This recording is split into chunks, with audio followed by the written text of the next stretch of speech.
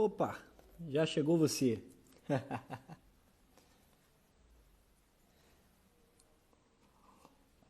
Fala aí, Guilherme.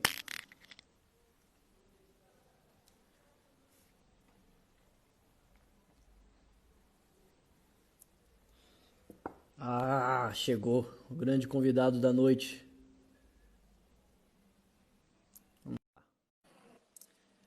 Salve, Patrick!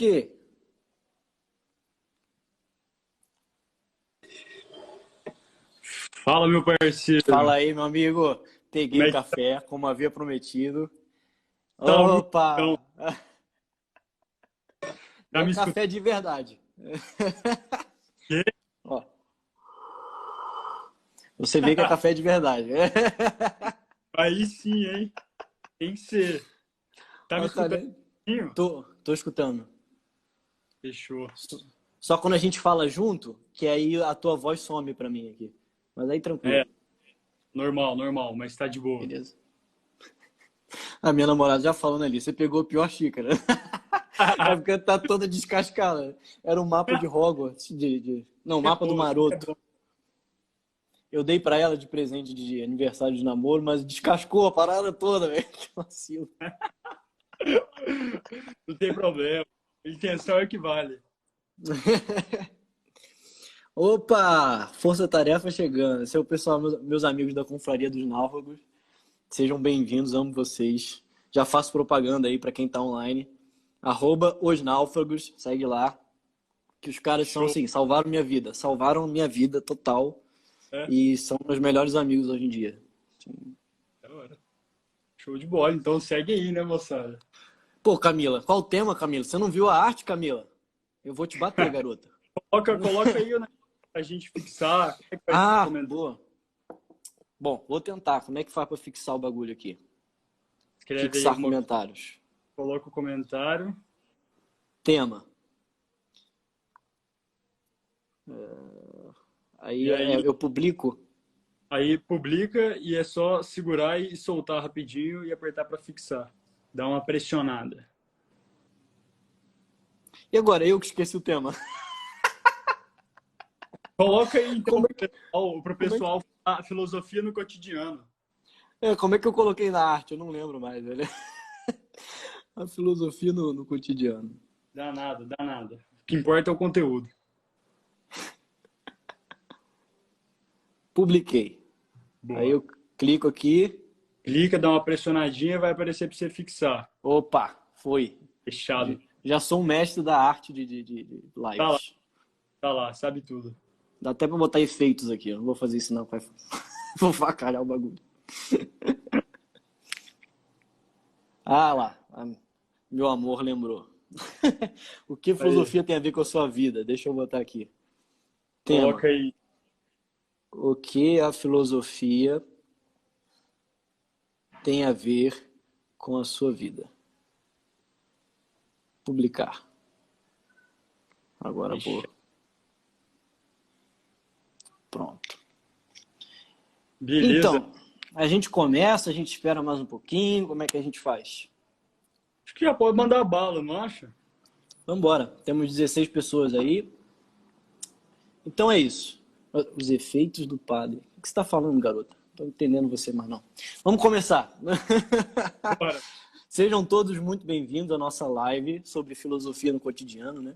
E a grande pergunta aqui é o que a filosofia tem a ver com a sua vida? Literalmente, a gente está perguntando qual é a tua experiência de filosofia na vida, na prática, quais experiências você já viveu que você acha que tem a ver com filosofia, quais são as suas impressões sobre filosofia, o que tu acha que é, o que tu não acha que é, enfim.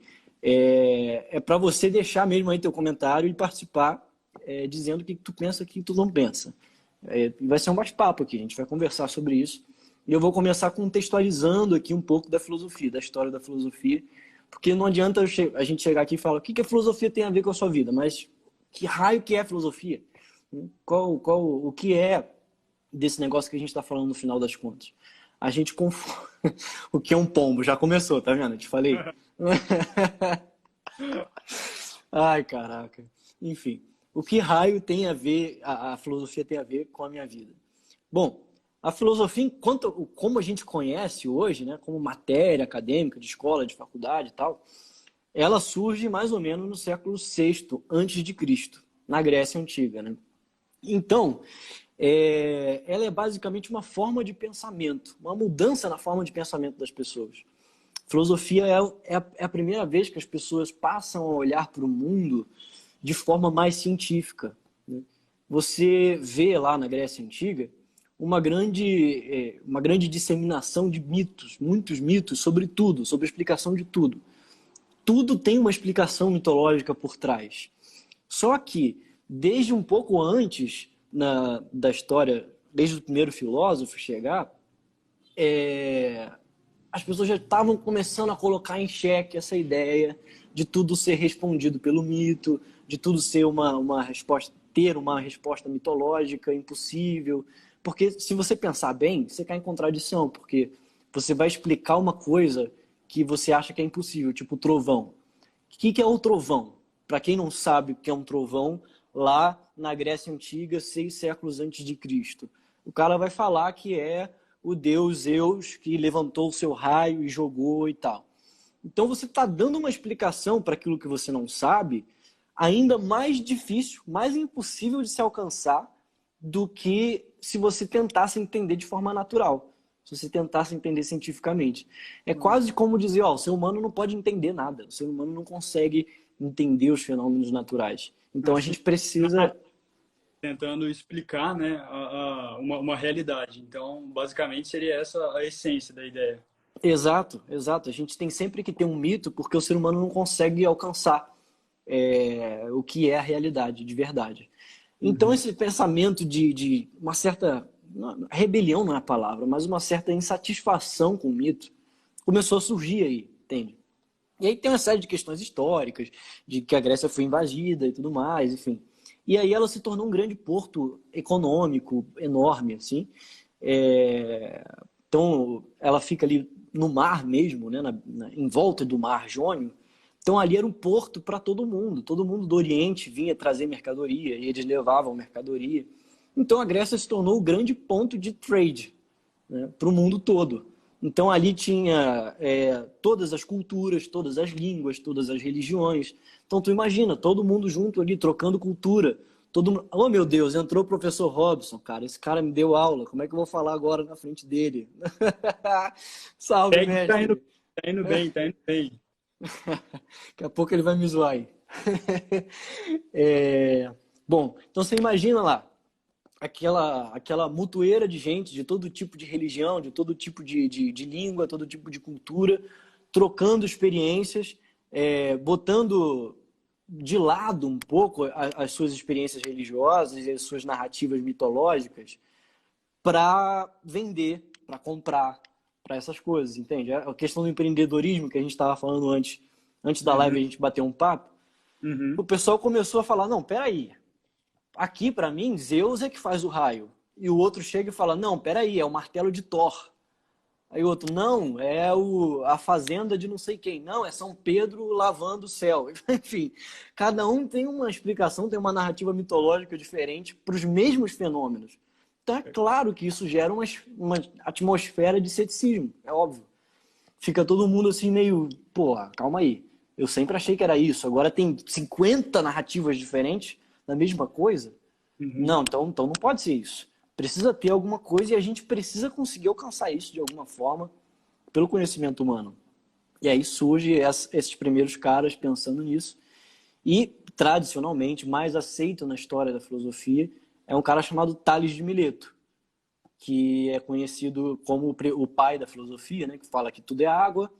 E quem aponta ele como pai de filosofia é justamente Aristóteles, que é bem depois dele, né? Tipo, um século mais ou menos depois dele, aponta Tales como o primeiro filósofo, porque ele falou essa frase, tudo é água. Aí tu lê, tudo é água, tudo a ver com filosofia no cotidiano, a filosofia no dia a dia. Exato. Não parece que é isso, mas, cara, presta atenção. Se você estiver vendo essa live, por favor, não para aqui agora. Presta atenção nessa coisa maluca. Um cara te fala que tudo é água, que tudo veio da água. E tu fica assim, ok, você é maluco. né? Você enterra o cara, bota no manicômio, porque isso é loucura, você dizer isso. Mas ver o que está por trás dessa afirmação do tudo é água é uma coisa muito mais profunda. Significa que tem alguém, pela primeira vez na história da humanidade, buscando um princípio que une toda a natureza.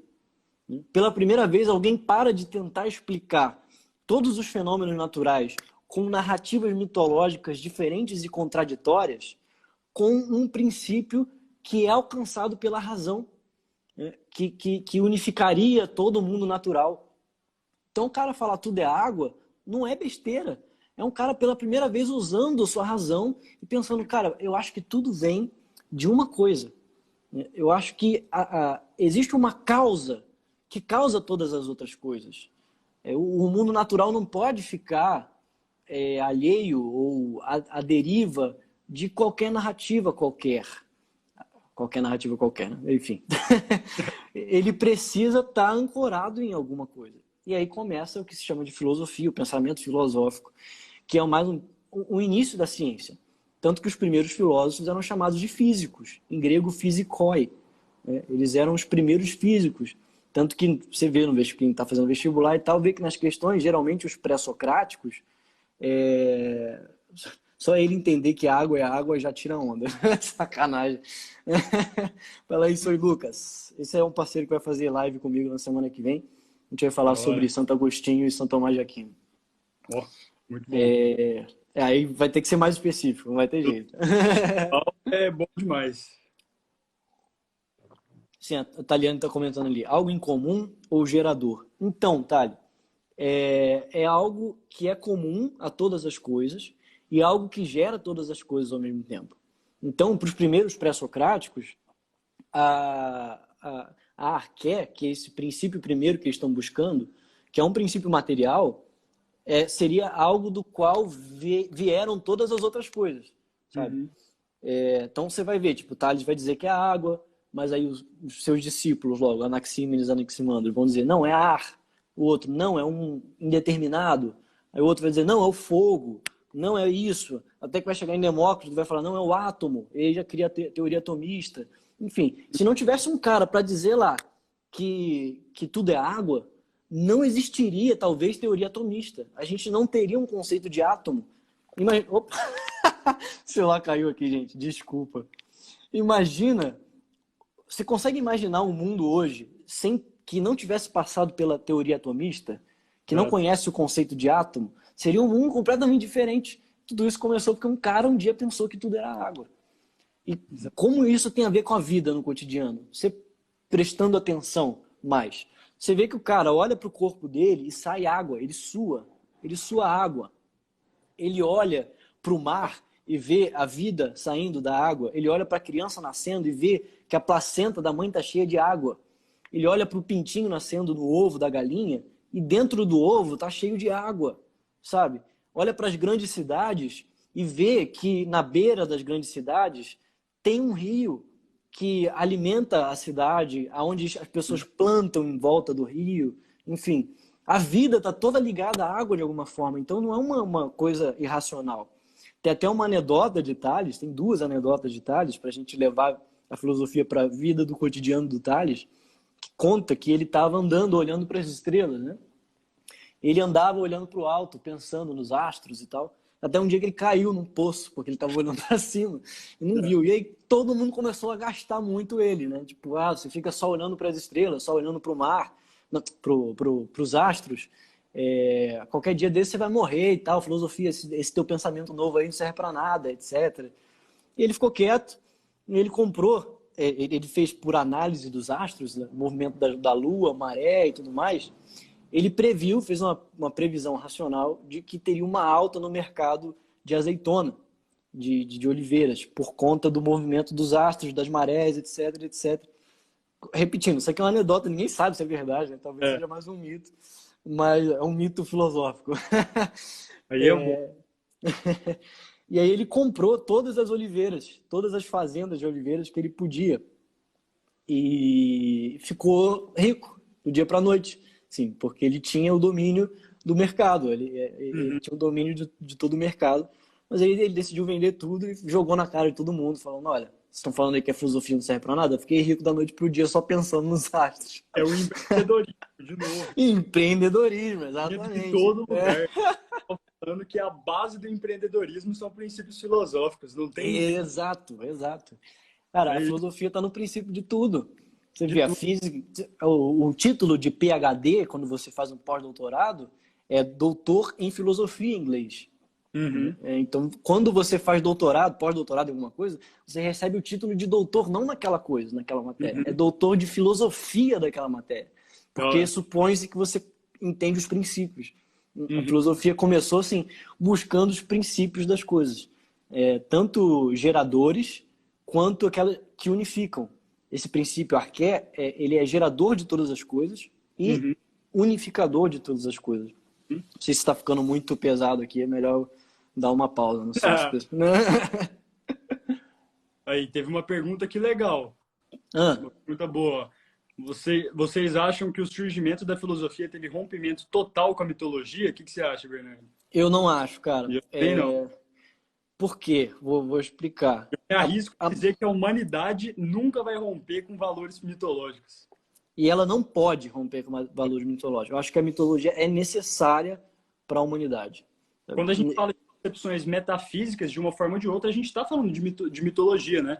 Essa passagem aí que você explicou muito bem da cosmogonia para cosmologia, né? O logos, Exato. começar a explicar as coisas, é a demonstração perfeita disso. Beleza, teve uma transição, agora a gente tenta explicar as coisas de uma forma um pouco mais racional, ok? Mas Isso. os valores espirituais, as coisas metafísicas, para a gente conseguir explicar as coisas que a gente ainda não tem as respostas, acho que nunca vai acabar isso. O Da Vinci tem uma coisa Só. que é maravilhosa, que é que quando as perguntas acabarem, a razão de viver acaba junto. E é isso. É isso, exatamente. Quando você não tem mais pergunta, já era. Né? Tem até um. Eu separei aqui, eu esqueci. É um poema de 3 frases de um poeta chamado Gottfried Benn. Eu Aham. acho que ele é alemão, eu não tenho certeza. Não conheço ele. É porque tá citado num livro aqui. Ele é a citação de um livro.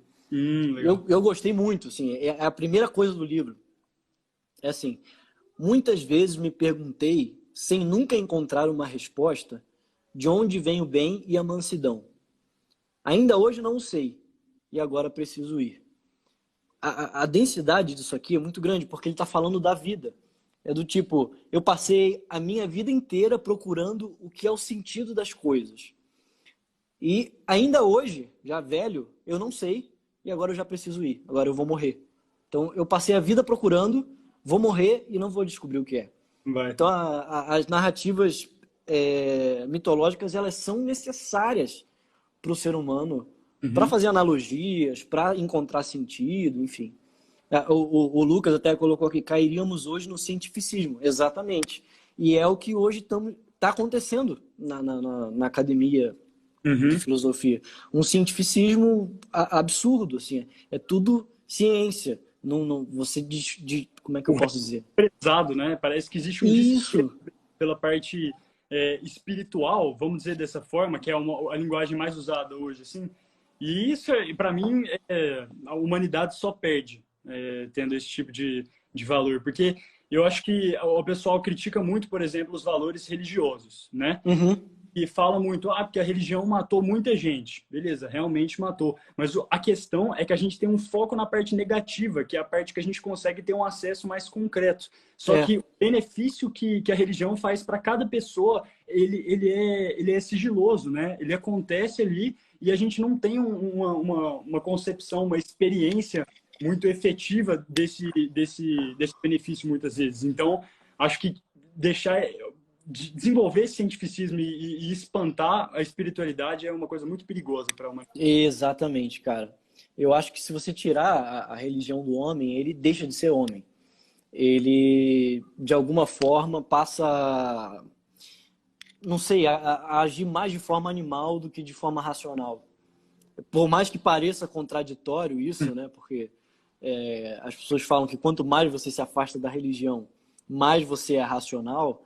Eu não penso tanto por aí, eu acho que é uma necessidade. Inclusive tem um filósofo ateu, me perdoem, eu esqueci o nome dele, mas ele diz que ele é ateu, mas que a religião é necessária.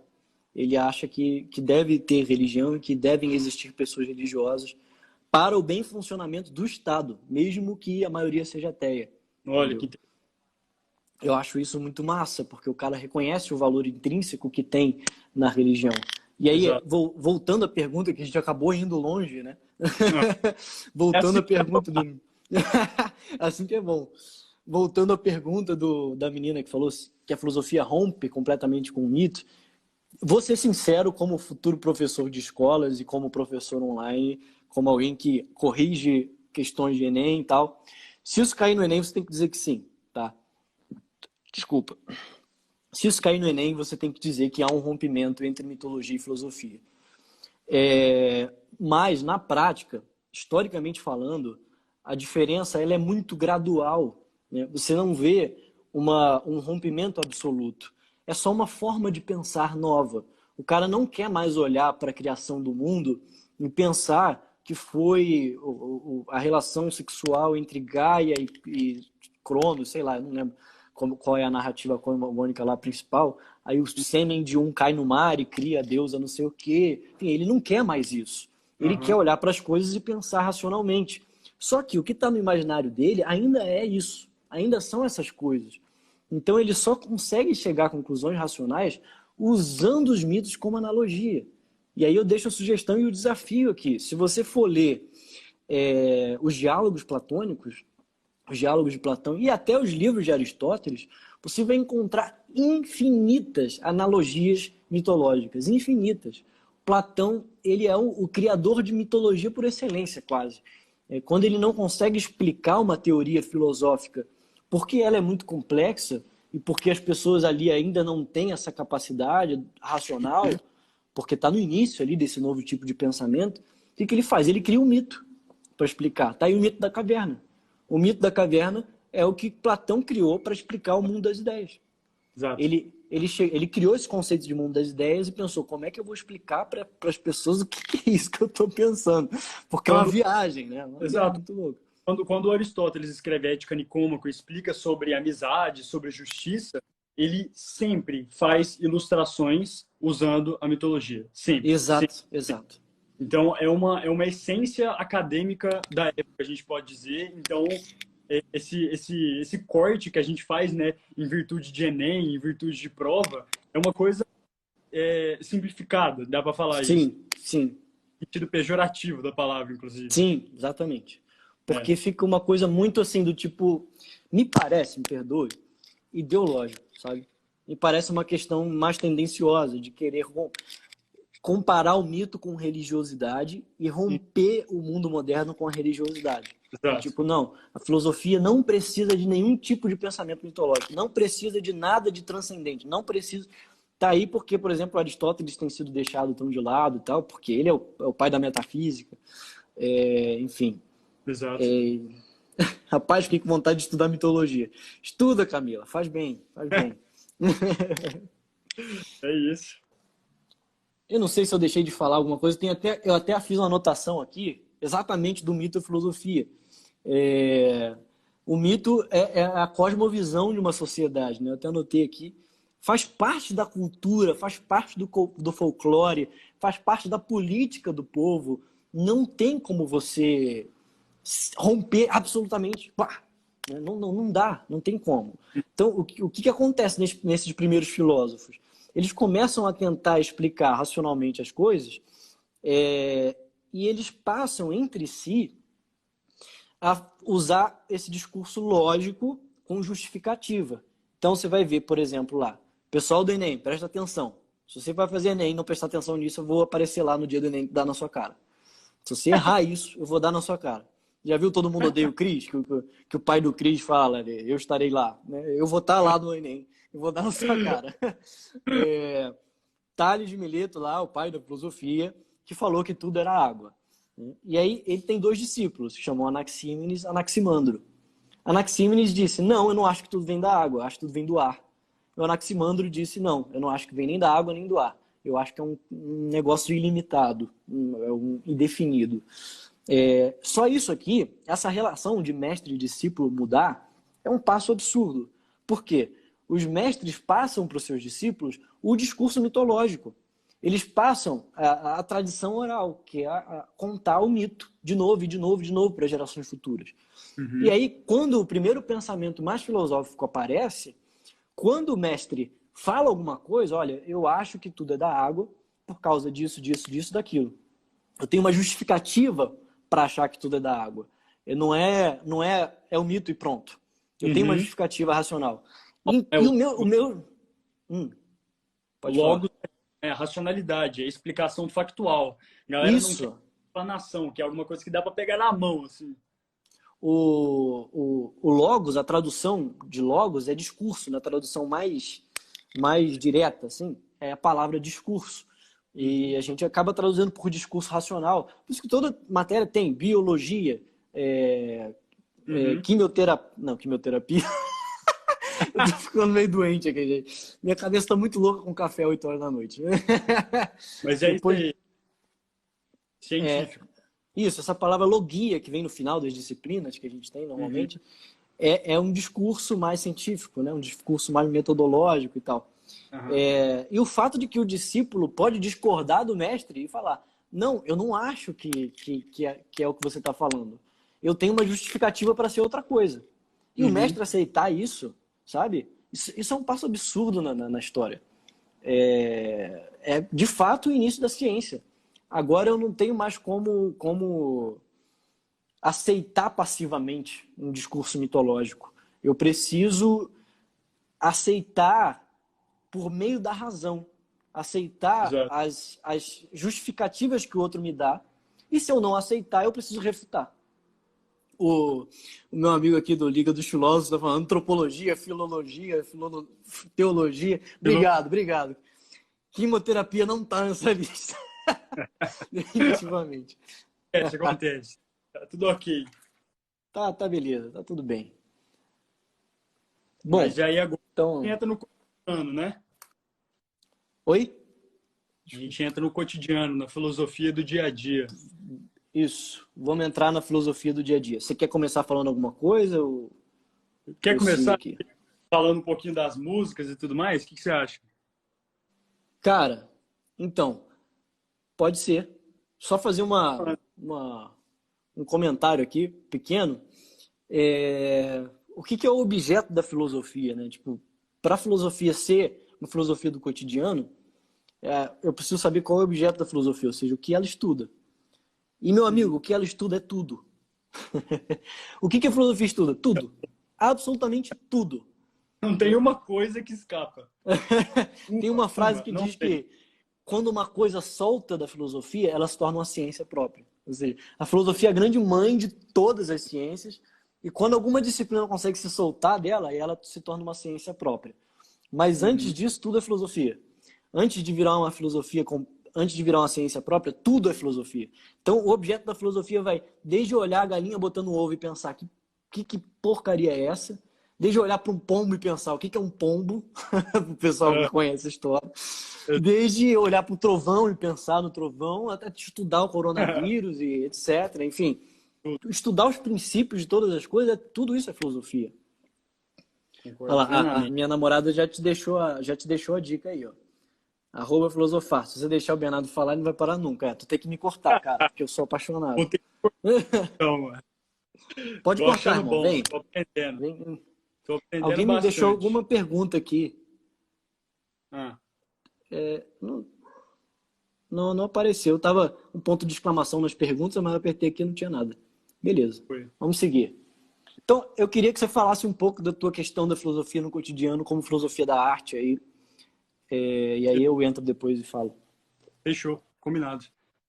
A gente conversou aqui antes, né? E aí tava trocando uma ideia e eu falei que nesse momento de quarentena eu tô percebendo muito uma proximidade da importância da arte, né? A gente está conseguindo perceber literalmente a importância da arte no dia a dia, porque tá todo mundo isolado de quarentena, né? E dentro de casa, todo mundo quieto. E é esse momento agora que a gente está consumindo muito filme, consumindo muito música, consumindo muito livro, série, né? A gente está consumindo bastante a arte como um todo, no sentido mais amplo da palavra. E eu percebo muito um pouquinho daquela ideia do Schopenhauer aqui. Porque assim, ó, quando você está na realidade, você vislumbra a realidade. a realidade pendulando, né? Como diria o Uhum. Schopenhauer, entre a dor que a gente está olhando para fora, gente morrendo, gente doente, situação de calamidade e o tédio, porque dentro de casa a gente fica completamente perdido, sem diretriz nenhuma. A gente quer produzir, só que a gente não tem vontade de produzir, está dentro de casa, não tá dando aquele pique, né? Então é uma confusão incrível. E o momento que a gente consegue um refúgio é exatamente o momento que a gente consegue, vamos dizer, aproveitar um pouco da arte, que a gente consegue vislumbrar a arte como um todo. E nesse momento a gente consegue ter um acesso ao que não é a realidade, mas que é representação da realidade. E o Uhum. Schopenhauer fala que a vida é um pêndulo entre a dor e o tédio, sendo que o elemento fuga disso tudo, que consegue manter a gente um pouco estável, de certa maneira, né? Achar alguma felicidade, se é que o Schopenhauer acha que existe felicidade, alguma coisa é na arte. Eu acho que a gente está consumindo arte agora incrivelmente. Inclusive, eu acho que isso aqui, live e tudo mais, de certa perspectiva, é arte, né? Exato, exato. Eu acho que o mundo vai sair dessa mais apaixonado pela arte, talvez valorizando mais a arte de alguma forma, porque a gente vai sair daqui querendo abraçar os outros, sabe? Querendo contemplar paisagens, querendo viajar, enfim. Se não for isso, vai acontecer o oposto, que é todo mundo de fato se entregar à depressão e se afundar na cama. São as Uhum. duas opções que a gente tem à frente. Ou o pessoal vai tomar consciência de que a arte é importante e de que ela tem um apelo transcendental, ela apela para a alma, né? Exato. É isso que a gente estava falando. Não tem como você afastar a filosofia do mito completamente, não Uhum. tem como você afastar a filosofia completamente do transcendente, do metafísico, porque precisa disso. Ela precisa disso. Para você precisa olhar para o céu e se sentir espantado com o céu. Você precisa olhar para o mar e se sentir espantado com ele. Tem até uma história que aconteceu comigo que me mexeu muito comigo. Eu estava falando com o Renato antes. Que tem uma chavinha de filosofia, né, na nossa cabeça, quando a gente lê muito filosofia, que alguns acontecimentos do dia a dia, séries e tal, a gente automaticamente tá com a chave ligada e começa a fazer analogias loucas e vai embora, né? Eu tava passando na rua um dia, tinha um bebê num carrinho, apontando pro céu, ele tava aprendendo a falar, mas ele tava olhando pro céu assim, tipo, com a cara de espanto, Ah, absurdo, que ele tava deitado no carrinho, olhando assim pro alto, com a cara, ele apontava assim, fraquinho, tipo, céu, céu, céu, enchendo o saco da mãe, sabe? Céu, céu. Ah, mãe, tá bom, filho, eu já sei que é o céu. É o céu. É, filho, é o céu. Tipo, o tempo todo, é o céu. E o moleque continuava, é o céu, é o céu. E eu passei por essa cena, assim, tipo, deve ter tido uns 3 segundos de cena. E foi o suficiente para mim para lembrar exatamente dos pré-socráticos. Por quê? E da nossa experiência cotidiana. Porque a gente perde muito, muito. Porque aquela criança ali nunca contemplou o céu com uma mente plenamente racional. Aquela criança nunca estudou os astros como a gente estuda na escola. Aquela criança ainda não sabe articular palavras logicamente. Ela não conhece linguística, não conhece lógica, enfim. Ela olha para o céu e vê um bagulho infinito que muda de cor, com bolas brilhantes que se movem, que parece que são bolas de fogo gigantes. E, tipo, que isso, né? Que raio que é isso? É exatamente esse o olhar do filósofo, dos primeiros filósofos. Esse é o olhar filosófico. Você olhar para a coisa com um olhar espantado, quanto? do olhar do espanto, né? Tem esse termo técnico na filosofia que chama tauma. É Uhum. T-H-A-U-M-A, tauma, que é o Uhum. espanto. É você olhar para a galinha e pensar como que raio sai um ovo do furico do bicho desse? E É, como que esse ovo que saiu do furico sai um outro pintinho que vira uma outra galinha? Como, né? É uma pô, coisa assim. a gente comentou sobre isso conversando antes, né? Que é aquela ideia de o filósofo raiz mesmo, às vezes as pessoas chegam para a gente que trabalha com esse tipo de tema e falam, você sabe isso aqui? Aí você pega e fala, não, cara, isso aí eu não sei, isso aí eu não tenho, tipo, nunca aprofundei nesse nível e tudo mais. Aí a pessoa já pega e olha, tipo, nossa, que isso, o cara trabalha com filosofia e tudo mais. Só que a ideia principal é que a gente tem que entender muitas vezes que a essência da filosofia, a raiz da filosofia, não é a de dar boas respostas, mas sim a de fazer boas perguntas. Então, Exato. eu poderia até dizer, inclusive, que a pessoa que racionaliza muito, questiona muito, talvez ela seja mais filosófica ainda do que um cientista que expressa, por exemplo, cria teorias, hipóteses e tudo mais. Uhum, exatamente. Eu, por exemplo, valorizo muito mais, dizendo aqui, correndo risco de perder seguidor, não me importa. Sou católico. Pronto, falei. Eu sou um filósofo católico, tá? Podem deixar de me seguir, tudo bem, não tem problema. Eu também sou, não Ah, tem então é nós. essa. Saiu alguém aí. Então, eu valorizo muito mais uma experiência religiosa cheia de questões do que uma experiência religiosa cheia de certezas. Porque o cara que já vem com muita certeza, com a Bíblia debaixo do braço, dizendo que isso é aquilo, e aquilo, e aquilo, e aquilo outro, cara, você não teve uma experiência de fé de verdade. Né? Você não teve uma experiência de se questionar, perguntar para você mesmo, eu realmente creio nisso? Por que eu creio nisso? Faz algum sentido? Sabe? Você não teve essa experiência de se confrontar com você mesmo. Então eu acho que a experiência de fé, por exemplo, de um ateu, vou dar um exemplo aqui, o Oscar Niemeyer, que morreu ateu e no final da vida ele disse, eu queria ser cristão, eu queria acreditar em Deus, mas eu não consigo. Eu acho esse cara muito mais sincero do que a maioria dos cristãos. Eu valorizo essa experiência, uma experiência religiosa dele, sendo ateu, mais do que a experiência de um cristão com a Bíblia debaixo do braço que quer cagar regra. Você nunca se questionou sobre as coisas, sabe? Perfeito. A gente vê muito cristão que está ali, né, no painel do carro com uma Bíblia, que está ali com um crucifixo, mas que não pratica nada da concepção da teoria. Então, o elemento tradicional e doutrinário ele segue, mas a essência da coisa ele não segue. Então, acho que não faz sentido isso, né? Não tem porquê. Exatamente. Ponto.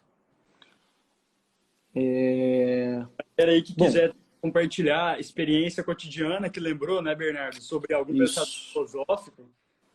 A gente tá aqui principalmente para isso, tá? Para vocês colocarem seus comentários aí de suas experiências cotidianas de filosofia. A gente promete que vai ler aqui, um por um, e a gente vai comentar junto. Pode interagir aí. Manda abraço. Tá, só a minha namorada me zoando o tempo todo, né? Tá tudo bem. Já até mandou a letra aí de ter um filho e tudo mais. Ela é dessas. Que é bom. Bom, vamos voltar aqui então para o assunto da arte que a gente estava falando. Peraí que alguém botou alguma coisa, eu vou valorizar mais o que vocês estão falando do que eu tenho para falar. Que Isso aí. É mais importante. Sumaciel. Não sei quem é você. Seja bem-vinda. Do filosofar. Show de bola. Vamos ver. Vejo muito a filosofia se aplicando à minha vida no momento dialético e no devir. No movimento dialético e no devir. Percebo muito o movimento das coisas e a eterna mudança. Mas também sinto que essa eterna mudança é regida pela dialética. Ela está construindo um argumento lógico aqui. Parabéns. Fiquei feliz aqui de ver. Muito bom. O movimento dialético, né, para quem não sabe, é um movimento de Sócrates. Né? Sócrates cria o método dialético, que é um método de debate. Né? É você pressupor que você não sabe de nada e tentar fazer o outro entender que ele também não está em plena certeza do que ele acha que ele tem certeza. Então vocês vão debater sobre aquilo até que os dois tentem chegar a um conhecimento da verdade junto, mas partindo do pressuposto que você não sabe nada. Esse é o método dialético de Sócrates. E o devir, que ela falou aqui também, é um conceito heraclítico, né, de Heráclito, que para ele, o mundo é como uma chama crepitante. Né? Tudo morre e ressuscita. Né? A harmonia do mundo está nas contradições, está no paradoxo. O mundo ele é paradoxal de propósito. Tem aquela frase famosíssima dele que o homem nunca toma banho, nunca se banha no mesmo rio duas vezes, porque não é o homem tão pouco o mesmo rio, né? Exatamente. Nunca é o mesmo homem, nunca é o mesmo rio. Um pouco o mesmo homem.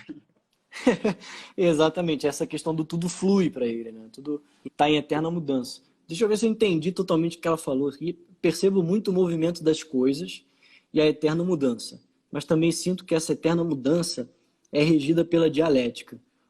É Suma ou Sum, eu não sei qual é o nome. Se É puder explicar, Suzana, se você puder explicar um pouco melhor o que você quis dizer, a gente pode conversar um pouco melhor aí. Então, seria uma ideia da eterna mudança e que mantém esse elemento essencial da ignorância humana, sabe? Então, por exemplo, a gente sempre tem essa mudança constante no dia a dia, pelo menos foi isso que me veio da chavinha. Uhum. E a realidade, ela sempre é constantemente devir, né? Mudança intensa, só Uhum. que nunca a gente consegue estabelecer, né? Bater o martelo ali em absolutamente nada da nossa realidade. Então, Exato. acho que seria uma ideia bem interessante. Tem uma frase de um filósofo chamado Ortega y Gasset, que eu acho sensacional, que se aplica a quase tudo. Fala, eu sou eu mais minhas circunstâncias. Uhum. Então, o ser, o sujeito, nunca ele é sozinho. Ele é sempre ele somado com as circunstâncias da vida. E não tem como você separar o sujeito da circunstância da vida. Você Uhum. não tem como separar o conhecimento que você tem da vida das tuas circunstâncias. Então Claro. é esse devir, realmente esse fluxo constante, as coisas estão sempre mudando ao redor e você tem que se adaptar às circunstâncias. Então, o que a filosofia tem a ver com a sua vida? Você tem que se adaptar às circunstâncias que você não tem controle sobre elas, cara. Se você não sabe disso, eu preciso te dizer, você não tem controle sobre as circunstâncias da sua vida. Falam para todo mundo, inclusive para mim, que eu estou olhando para minha cara. A Uhum. gente não controla a nossa morte, por exemplo. A gente não controla a morte dos nossos entes queridos. A gente não controla, a maioria das coisas a gente não controla. O que a gente faz é se adaptar às circunstâncias. E o olhar filosófico é o olhar de tentar compreender as circunstâncias. Já que a Uhum. gente não pode moldar elas, vamos tentar compreendê-las. Né? Tem Pronto, é isso. Eu acho que a gente tem que entender também essa questão, até associando isso a um pouco de Karl Popper. Se for parar para pensar na falseabilidade, a falseabilidade ela tem que ser aplicada à ciência, mas ela já sempre foi aplicada pela filosofia, né? Aquela ideia de que a gente tem que entender a essência de que quando a ciência descobre alguma coisa, ou até quando o filósofo faz alguma interpretação, aquilo não é uma verdade incontestável. Aquilo é Uhum. ali naquele momento. E aí, até para falar um pouquinho de Hegel, por exemplo, o cara, o momento da evolução não é o momento em que você descobre a verdade, mas é o momento que você quebra uma verdade anterior, né? E que seria esse o momento em que você gera a desconstrução, em que você gera o questionamento, e esse seria o verdadeiro momento de desenvolvimento para a evolução. Então, aí o Karl Popper e o Hegel se conversariam e a gente tem essa ideia de que nem o filósofo buscando explicar as situações da vida consegue manter uma verdade incontestável. Então, não Sim. existe. Temos até um padre aqui no meio de nós, o padre Samuel. Sua bênção, padre. Um abraço para ele. Continuando aqui, alguém comentou, Vitória, ser estoico. Bom, a questão é o seguinte, eu não acho que exatamente ser estoico. Estão me ouvindo tranquilo? Tá tudo certo aí? Tá. Ser estoico. A questão do estoicismo ela é ainda mais radical. Um dos principais influenciadores do estoicismo no período helênico da Grécia, me perdoe, eu esqueci o nome dele, mas ele era escravo. Ele era um escravo que sabia escrever, o que era muito raro.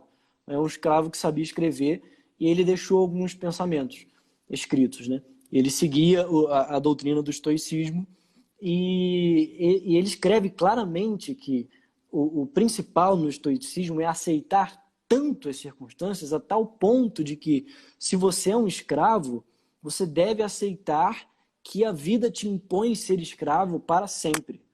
Entendeu? Que é isso, você absolutamente não tem o que fazer. Você simplesmente tem que conviver com a dor, independente de qual ela seja, e você não pode fazer absolutamente nada por ela, interferir de nenhuma forma. E quando você aceitar que a dor faz parte, e que você já tem, de certa forma, um destino definido, você encontra a paz absoluta interior.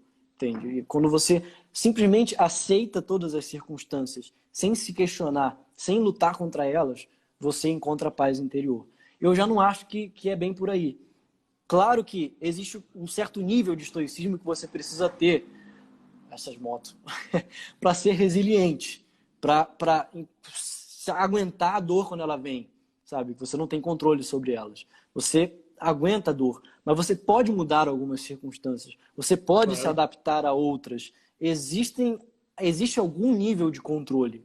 A vida não está totalmente fora de controle. Então não seria estoicismo nesse sentido. Mas a essência estoica da ideia, né, ela é bem aplicável a isso, a questão de você ficar imutável de certa perspectiva, né? Então, Sim. você pode adaptar não para uma ciência doutrinária, mas para uma concepção atual, né, atualizando, e o conceito até se encaixa. Sim, sim. Se você atualizar o conceito, realmente dá para encaixar tranquilo. É isso. O que mais aí de cotidiano, galera?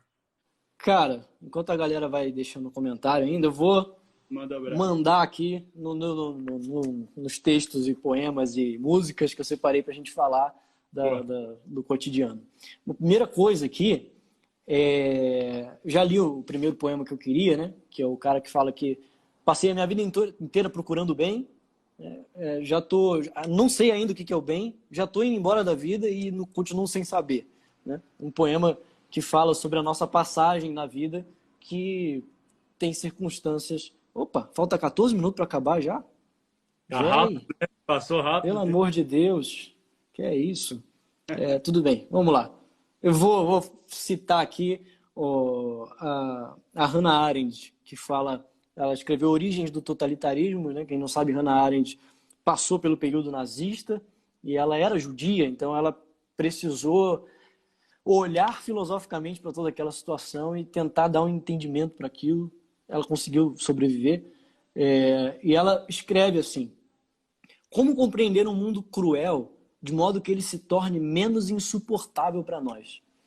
Olha que forte, né?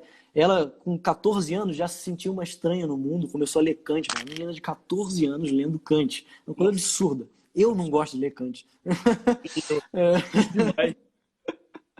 E ela, com 14 anos, lendo Kant, tentando buscar sentido para a vida, velho. O que é isso? Pelo amor de Deus, é um prodígio. E ela já se sentiu uma estranha no mundo, e depois desse negócio da guerra, ela fica, cara, agora sabendo que o ser humano é capaz de tamanho mal, como que eu posso me reconciliar com um mundo em que o mal é possível, assim, né? Então ela fala que a partir de agora é preciso então voltar-se para as novas gerações, dar valor para crianças novas que estão surgindo. Para ela a resposta está na natalidade. Ela diz que cada criança que nasce é um mundo novo que nasce, e é isso que dá esperança para deixar o mundo antigo para trás. Isso é muito filosófico e poético, né? Está muito relacionado também à escola de Frankfurt, né? Se você for pensar assim, os caras eles entenderam completamente que o futuro prometido pela concepção iluminista foi completamente deixado de lado, que a gente não viveu isso. Primeira, Segunda Guerra Mundial, morte, morte, morte, só complicação. Então, e aí, como é que é? O iluminismo prometeu várias coisas para a gente, que se a gente usasse a racionalidade, usasse a ciência, tudo ia melhorar, tudo ia se desenvolver. Mas e aí, desenvolveu ou não? Essa racionalidade que a gente usou foi usada para criar arma, criar lança-chamas na Primeira Guerra Mundial, né? E os caras, eles tentam entender um pouco daquela realidade que estava circundando o mundo daquele momento para falar, vamos para o futuro. Então, vamos entender que deu ruim, né? As promessas do iluminismo não foram cumpridas, mas vamos tentar entender agora para focar no futuro, para tentar melhorar de alguma forma, que é exatamente o que você trouxe das novas gerações, da natalidade. Exato. Já como tem pouco tempo, eu quero acabar falando de esperança, né? Para a galera não ficar na bad aí, que tem pessoal na bad. Uma música do Gonzaguinha para vocês aqui, né? A famosa, Gonzaguinha se questionando sobre o que é a vida, né? Ele se pergunta: o que é a vida, meu irmão? O que é a vida? A vida é uma batida do coração, é uma doce ilusão. A vida é maravilha ou é sofrimento? É alegria ou é lamento? O que é a vida, meu irmão? E aí ele começa, né? Ela diz que é isso, ele diz que é isso, ela diz que é aquilo, ele diz que é aquilo. Mas somos nós que fazemos a vida. Ele termina com isso. A pergunta continua rodando, ele fala. Mas a pergunta roda: o que é a vida? Somos nós que fazemos a vida. E eu fico com a pureza da resposta das crianças. É a vida e é bonita. Cara, eu acho essa música de um poema assim, sensacional. Cara, não tem palavra depois de Gonzaguinha, né? Porque a pergunta continua rodando, né? O que é a vida? Mas somos nós que fazemos a vida. E o melhor de tudo é ficar com a pureza das crianças. Como eu falei para você no início, a criança olhando para o céu. Olhando para o céu estatelada, né? Tipo, o que é o céu? É essa a resposta da criança. De você olhar para o mundo cada vez com um olhar novo. Nunca achar que o teu olhar já é o suficiente. Que o que você viu já está suficiente, que você já tem conhecimento suficiente, que você já está acostumado suficientemente com as coisas. E aí você vai ficar igual aquela mãe, que ficou, é o céu, filho, é o céu, é o céu. Não, cara, é o céu! Sabe? Espanto é essencial. Tem uma frase do Santo Agostinho que eu uso para mim como lema da minha vida, que é a seguinte: se podes ser melhor do que és, é evidente que ainda não és tão bom como deves. Olha que maravilhosa. Perfeito, né? É essa a essência. Filosofia é progresso, filosofia é sucesso, filosofia é busca de desenvolvimento. Exatamente. Eu estava falando com o Renato antes, peguei uma música do Almir Sater, porque eu lembrava dela, ele lembrava que tinha 3 referências filosóficas na mesma música, que é a música Tocando em Frente. Eu acabo com ela, vou encerrar minha fala com ela. A música Tocando em Frente, que Almir Sater falou que saiu muito rápido, né? Ele disse que ele foi jantar na casa do Renato Teixeira, e eles simplesmente, durante o jantar, criaram essa música, que virou a música mais top deles, da vida, e ele falou, cara, no começo, eu não achava que a música era tão boa, porque o que vem rápido pra gente, a gente não dá muito valor. Mas depois eu descobri que foi o meu melhor trabalho. E tem uma parte que fala assim, logo no começo, né? Usou aqui, pronto. Hoje me sinto mais forte, mais feliz, quem sabe. Só levo a certeza de que muito pouco eu sei, ou nada sei. Aqui está Sócrates, é exatamente a frase de Sócrates. Só sei que nada sei. Né? Hoje eu me sinto mais forte e mais feliz por ter certeza de que eu não sei nada. Sócrates fala exatamente isso. O princípio de sabedoria para Sócrates é você reconhecer a sua ignorância e olhar para a vida sempre com um novo espanto, sempre com um novo olhar. Eu preciso sempre olhar para a vida com essa certeza de que eu não sei de nada. E eu preciso reconhecer e conhecer de novo e, enfim, estar sempre atrás do conhecimento. Depois tem uma outra frase que ele fala, é preciso a chuva para florir. E aí entra o Heráclito, né? A harmonia dos contrários. Para que a planta cresça, a chuva tem que bater nela, entende? Precisa ter tempestade, precisa ter chuva, precisa ter trovão, senão a planta vai ficar fraquinha e vai morrer. Então você precisa da harmonia dos contrários. E uma última parte dessa música, ele fala, cada ser em si carrega o dom de ser capaz, de ser feliz. E aqui é Aristóteles purinho. Cada ser em si é exatamente o que o Aristóteles falava do ser. Cada ser em si, ou seja, cada ser dentro de si mesmo é capaz, ou seja, tem potência, tem capacidade de ser feliz. Aristóteles, a sua doutrina das potências, e a finalidade da vida para Aristóteles é alcançar a felicidade. Então, essa frase aqui de cada ser em si carrega o dom de ser capaz, de ser feliz, é o Aristóteles falando, a finalidade da vida é alcançar a felicidade. E cada ser tem a potência para ser feliz em si mesmo. E uma observação que eu faria, muito legal trazer esse tema, seria essa questão da eudaimonia, né, da busca. Exato. Desculpa que eu me movimentar aqui, que a bateria está acabando, eu preciso botar para cá. Tranquilo. Essa busca não tá aqui. do que a gente entende com a eudaimonia, a felicidade, o Aristóteles também traz um apontamento interessante. Beleza. Às vezes a gente pensa que buscar a felicidade é simplesmente estar ali no estado passivo e esperando a felicidade chegar na gente. Exato. Ele traz para a gente que buscar a felicidade, atingir a eudaimonia, praticar as virtudes. Né? Então, esse esquema de ficar sentado esperando a felicidade chegar não funciona muito, não. Não, para Aristóteles, esse sistema de esperar não serve para nada. Pelo contrário, você tem que ser ativo, você tem que participar da vida da sociedade, você tem que ser um cidadão integral e contribuir ativamente para a felicidade dos outros. Só assim você é feliz. Se você não contribui para a felicidade da sociedade, você é um idiota, é o termo grego. Idiota é exatamente o cara que está afastado da vida política. Né? Hoje já mudou completamente o sentido, mas a palavra idiota, o sentido original é esse. que era conhecido como a besta, né? Porque o zoom político, o homem é um animal político. Isso é Exato, interessante também a gente pensar, né? Essa ideia do contato, que a gente precisa do contato, né? A gente está todo mundo separado, mas o homem é um animal político. A gente precisa se desenvolver, praticar as nossas virtudes um com o outro para a gente conseguir desenvolver efetivamente. exatamente. Tem quanto tempo aí pra gente, cara? Acho que 5 minutos ou 5 minutos. menos. Alguém quer comentar alguma coisa aí, cara? Só pra dar uma risada bonita, A arrebatada final. arrebatada. Vai acabar, cara. Acho que foi muito boa a nossa conversa, muito produtiva. Foi ótimo. A gente trouxe filosofia bastante pro cotidiano, né? Foi legal, eu gostei. Exato, exato. Pena que não dá pra falar tanto tempo, né? Que acaba muito rápido. 1 hora para filosofar é muito É pouco. muito pouco, velho. É nada. Para citar Salmo aqui, né? 1000 dias para Deus são como um dia e 1000 anos são. Não, já citei errado. Né? 1000 anos é como um dia, um dia como 1000 anos. Para É, filosofia é a mesma coisa. filosofia é incrível. O comentário são duas palavras. Parabéns. Aí é bom. Velho, a Fechou. gente tem que fazer mais live eu e tu. Deu Então, certo. nada, hein? Já para a próxima já tá fechado. Beleza.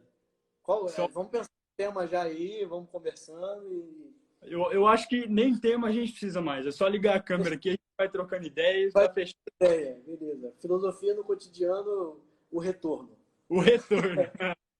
Tomara aí, ó, todo sucesso pro Café Filosófico. Vai ser uma linha produtiva e muito informativa. Exatamente. Eu deixei minha xícara ali, não dá para levantar, mas tá minha xícara Tá, imaginária. saúde. Vai seguir aí, só para avisar para a galera do meu canal, que a gente vai seguir com o hashtag Café Filosófico. A gente vai falar com outras pessoas também, provavelmente uma vez por semana, às vezes 2 vezes por semana, depende da disponibilidade do pessoal que eu estou contatando. E o Renato aí, cara, tá sempre. Tá sempre. Tô sempre. aqui, É. precisando grita. Vou te chamar sempre que a gente quiser só bater um papo. Tipo, nem te chamo mais no FaceTime, nem nada do tipo. A gente abre uma live e começa a conversar. Exatamente, é assim que vai ser bom, assim que vai ser produtivo. Muito O que a gente obrigado. vai falar hoje? Não sei, dos pombos. Vamos ver o que é pombo. Pega a palavra aí no dicionário e começa com ela. Começa isso. É isso, cara. Gostei muito. Foi muito bom. Muito obrigado. Valeu, meu amigo. Um grande prazer conhecer você agora assim, presencialmente, a gente conversar mesmo. Foi muito bom. Tamo Muito. junto. Tamo junto. Brigadão. Precisando, conta aí. Pessoal, segue aí. Segue o Filosofarte também. Vamos distribuir Exato. conteúdo. Vamos democratizar a informação. Isso. Pessoal aí do meu canal, segue o canal dele, por favor. Do canal dele, segue o meu. Exatamente. Só na troca. Até minha mãe tá mandando parabéns ao Café Filosófico. Minha mãe também tá Mãe, comentando. nome? Tô há tanto tempo sem responder você que você esqueceu meu nome. Tá me chamando de Café Filosófico. Tá mostrando aqui que tá faltando 1 minuto e 40 segundos. Dá pra gente enrolar e dizer tchau pra todo mundo apropriadamente. Obrigado pela participação, galera. Se vocês tiverem sugestões de lives, sugestões de conversa, enfim, pode mandar no privado para mim ou para o Renato, que a gente vai tentando encaixar na medida do possível. Vocês sabem que o meu canal é voltado à filosofia vestibular. Quem tiver dúvidas sobre o vestibular, manda para mim, acompanha lá. Ontem eu lancei o Sócrates volume 2, né? Estou fazendo a série de Zerando o Enem, e aí eu peguei várias questões de Sócrates e tive que dividir em 2 partes. Aí eu fiz Sócrates, o tiozão da pracinha, e Sócrates, o tiozão da pracinha, o retorno. Bom, hein? O Platão é Platão, o louco das ideias. Trazendo para o cotidiano. Cara, sem esses títulos não faz sentido fazer filosofia. É verdade. Tem que brincar, né? Seriedade Tem uma hora que fica demais. não tem como. Tem que rir, é a arte. Viver e não ter vergonha de ser um eterno aprendiz, de sorrar, de sorrar. Gente, eu tô trocando as palavras hoje. Eu vou ficar com quimioterapia na cabeça até amanhã. Fechou, galera. Valeu. Grande abraço, Obrigado. viu? Abraço. Vou encerrar aqui. Valeu. Show. Abraço. Tem certeza em encerrar?